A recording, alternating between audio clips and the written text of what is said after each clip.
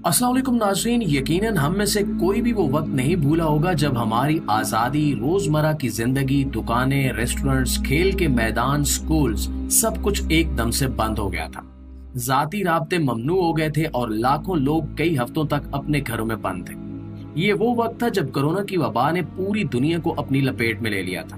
वबा के आगाज से लेकर 2023 के आखिर तक कोरोना से 7 मिलियन से ज्यादा अमवात हुई और अब WHO का कहना है कि इस बीमारी से होने वाली अमवात की असल तादाद 21 मिलियन के करीब हो सकती है। और असल बात जो सुनने में आई है वो ये है कि कोविड-19 जैसे वबाई मर्ज के सिर्फ 4 साल बाद अब एक नई वबा दुनिया पर हमला आवर होने वाली है और हो सकता है कि ये नई वबा दुनिया के खात्मे का बायस भी बन जाए। प्यारे दोस्तों, हम सब ने वैम्पायर की फर्जी कहानियां सुनी है, लेकिन हकीकत इससे कहीं ज्यादा खौफनाक और तशवीशनाक है। तसव्वुर कीजिए कि अगर आप ये सुने कि आपके शहर में एक वैम्पायर है तो आप पर क्या गुजरेगी। शायद आप फौरी तौर पर उससे छुपने की कोशिश करें या अपने घरों में कुछ ऐसे इंतजामात करें कि जिनकी मदद से वैम्पायर्स आप तक न पहुंच सके। लेकिन ऐसे बैक्टीरिया का क्या होगा जिसमें वैम्पायर जैसी खसूसियात हो और वो इंसान को खा सकता हो। एक जरासीम जिसे आप देख नहीं सकते, एक छोटी सी मखलूक जो आपके इल्म के बगैर आपके साथ हो सकती है, और ये आज की दुनिया में हो भी रहा है। हाल ही में खबर आई है कि दुनिया में एक नए वायरस की इब्तिदा हो चुकी है। मशहूर मारूफ और काबिल एतमाद न्यूज वेबसाइट NBC ने हाल ही में अपनी वेबसाइट पर एक मजमून शाया किया जिसमें कहा गया कि जापान में एक नए और बहुत ही मौलिक इन्फेक्शन में रिकॉर्ड तोड़ इजाफा हो रहा है। ये एक नायाब किस्म का इन्फेक्शन है जिसे स्ट्रेप्टोकोकल टॉक्सिक शॉक सिंड्रोम यानी STSS का नाम दिया जा रहा है। इस इन्फेक्शन की अलामात आमतौर पर बुखार, सर्दी लगने, पट्ठों में दर्द, मतली या उल्टी से शुरू होती है, लेकिन अगर वक्त पर इलाज ना किया जाए तो 24 से 48 घंटों में ये तमाम अलामात जानलेवा हो सकती हैं।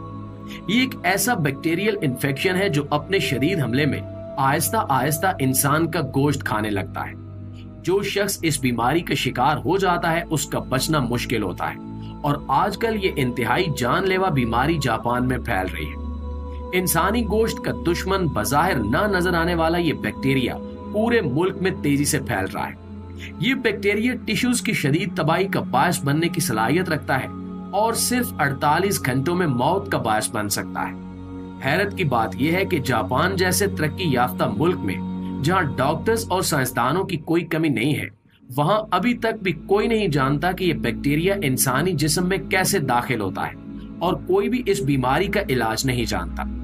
अभी तक इस इन्फेक्शन के बारे में बहुत ही महदूद मालूमात सामने आई है, लेकिन आपको बताते चलें कि ये लोगों की जिंदगियों और सेहत के लिए एक हकीकी और फौरी खतरा है।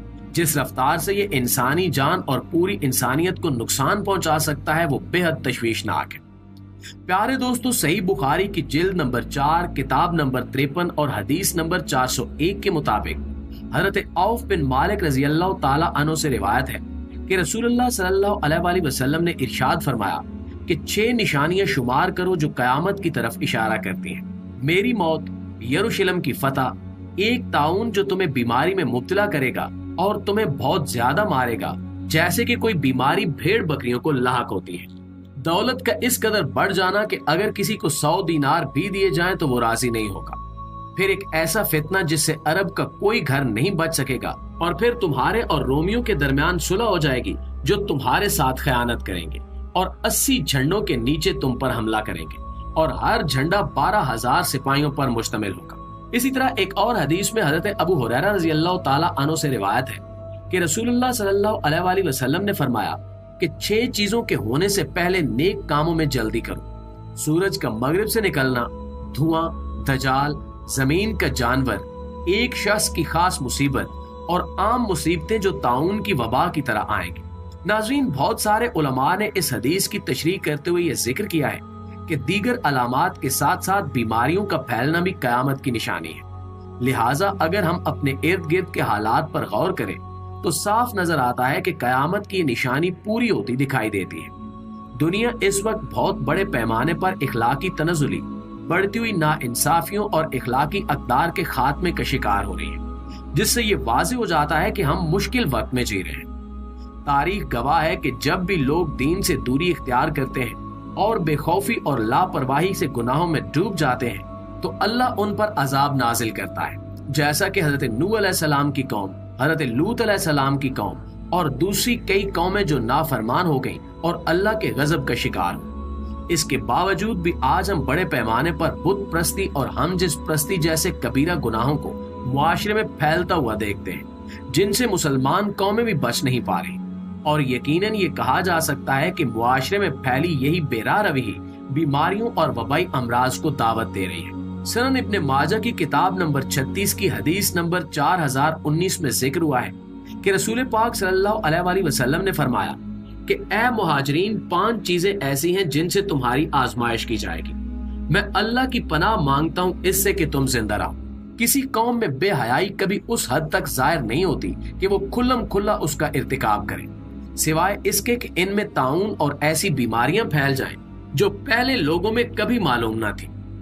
ان بیماریوں کے ساتھ ساتھ ہم ارض مقدس یعنی فلسطین میں ابھی تک جاری قتل عام اور عالمی سپر پاورز کی طرف سے دکھائی جانے والی خود غرضی کو نظر انداز کیسے کر سکتے ہیں؟